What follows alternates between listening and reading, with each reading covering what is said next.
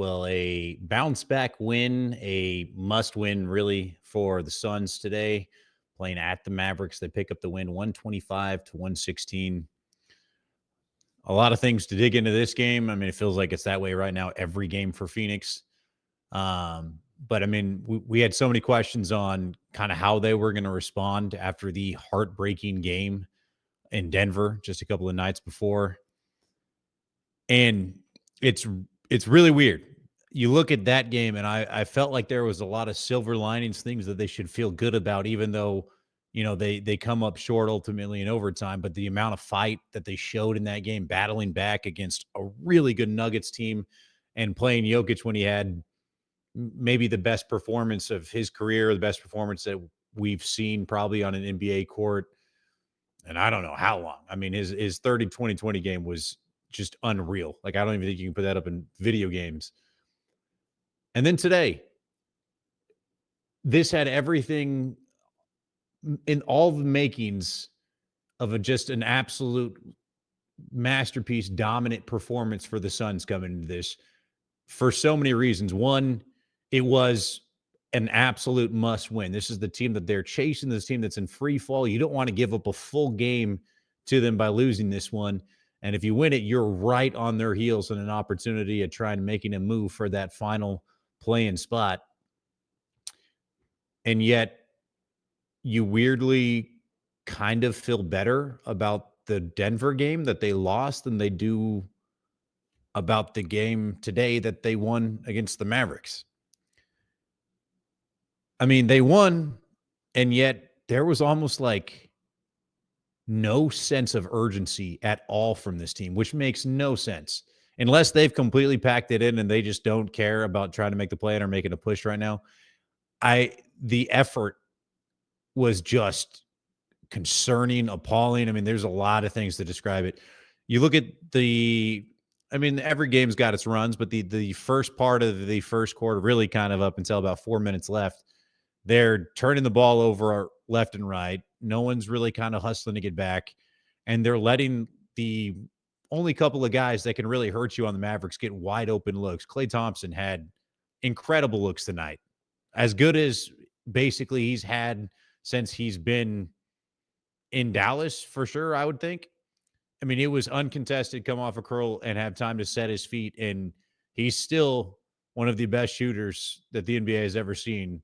And when you look at that roster, how depleted they were, that's one of the only guys that you have circled that you're like, we have to slow that guy down. Just odd. There's just no sense of urgency. And that doesn't make any sense at all if you're watching this team, unless they're just decided that's it. And that makes no sense either, because they are right on the Mavericks' heels of making a push for this thing. Dallas finished that game with 7 available players, and a lot of them, 99% of the NBA fans have never heard of. Going into that game, they were missing 8 players: Anthony Davis, Daniel Gafford, Jaden Hardy, Kyrie Irving, Kai Jones, Derek Lively, Prosper, and PJ Washington. Now, Davis is a starter, obviously. Kyrie Irving's a starter. They kind of switch back and forth, but Gafford's normally a starter. PJ Washington, normally one of their starters, along with Klay Thompson. So that's 4 of your starters not playing in this game for Dallas. Lively's one of the first guys off the bench. They're essentially running out a team that's missing 5 of their top 7 players, somewhere around there. And absolutely nobody on the front court. And this was an 8-point game in the fourth quarter. I mean, this was within reach for the Mavericks to steal this game with guys out there that no one's ever heard of. And it got worse as the game went along. So you're missing those 8 guys to start. Then Kessler, Edwards, and Dwight Powell run into each other. Powell has to get 7 stitches on a gash that he has on his head. Comes back in after that. You want to talk about a team that was playing with effort and playing with urgency and heart. That was actually the Mavericks, a team that most people thought would check it in right now, knowing that, hey, it just ain't our year. But the thing is, they got guys that are trying to earn an NBA spot, guys that are on a two-way deal, guys that are, this is their opportunity to audition to other teams to say that they belong in the league. And they look like it. They look like they were guys trying to get a job.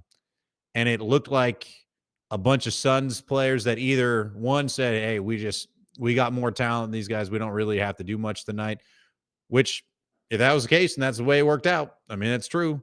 Or it's guys that just did not want to match the effort and there was no urgency. This should have been a 20-point win. Easy. Brandon Williams also has his hamstring get kind of tweaked in this game, so he goes out.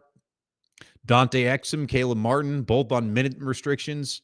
They aren't able to play after the second half of the fourth quarter, so they're done. 7 guys. And again, most NBA fans, no idea who those guys are. I mean, they had Spencer Dinwiddie. They had Klay Thompson. Pro players, but I mean, they are guys that if you were to pick someone from the YMCA and put them out there and just matching the names, no regular NBA fan would be able to pick out who you're talking about. I mean, these are no-name guys just trying to make it into the league or trying to find somewhere to stick. And they were hanging with them. They almost did it. It's just wildly frustrating that that's the effort level that you get from the Suns in this situation. And yet they're still rewarded with it. They still get the win.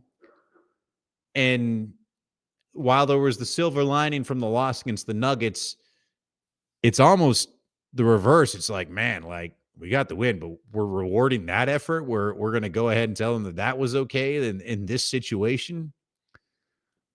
I guess, like, I mean, what else can you do in this? But that was awful. Now, to, I guess, whatever credit you want to give, down the stretch, Devin Booker was awesome.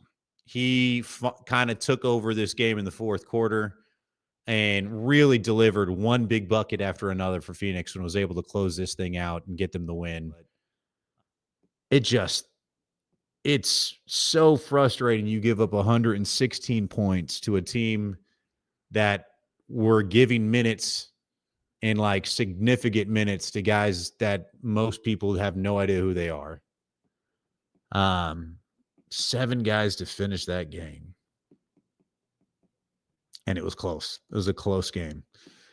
So I guess, I mean, try and clear the slate, similar to the Nuggets game. Maybe you kind of feel a little gross about this one, but a win is a win. And honestly, right now, the Suns should take it any way they can get them. They are now only 1 game back in the loss column of the Mavericks for that final spot. Quite a few. I mean, they're 5 back of Sacramento, and Sacramento's red hot right now too. So I don't know if they're going to be able to try and catch them. So all signs point towards them trying to get towards that 10 seed and getting in and seeing what happens at that point. But man, like that just didn't look like a team that was wanting to make a push or cared that much, or it was a team that had the scouting report and had the injury report and said, we can show up and give our C effort today, and that's going to be enough to get the win. It was. A lot of teams can do that when you have that much more talent than someone else. But just not in this position. Not in this position for the Suns right now. They can't afford to treat any game like they can just show up and win right now. Just needs to be a much higher level of urgency if they're going to try and make any noise, if they're going to try and make a run at this thing, because that effort's not going to get it done when they return to the court next time. Like, you can't do that against very many people and get a win. And up next, they're getting ready to play Memphis, who's pretty good, by the way. I mean, they're one of the top teams in the West. Finally kind of getting a little bit better production out of Ja. And that's going to be a much tougher game. And I tell you, if they bring this effort, if they bring this effort to that game, we're going to get that 20-point blowout that I was saying you could have had here tonight. But it ain't going to be in the Suns' favor. So chop it up. I mean, it's a win. Put it in the books. I guess be happy about it. But man, Coach Bud, I hope, was lighting a little bit of a fire in that locker room after the game because the effort tonight was just, it wasn't good.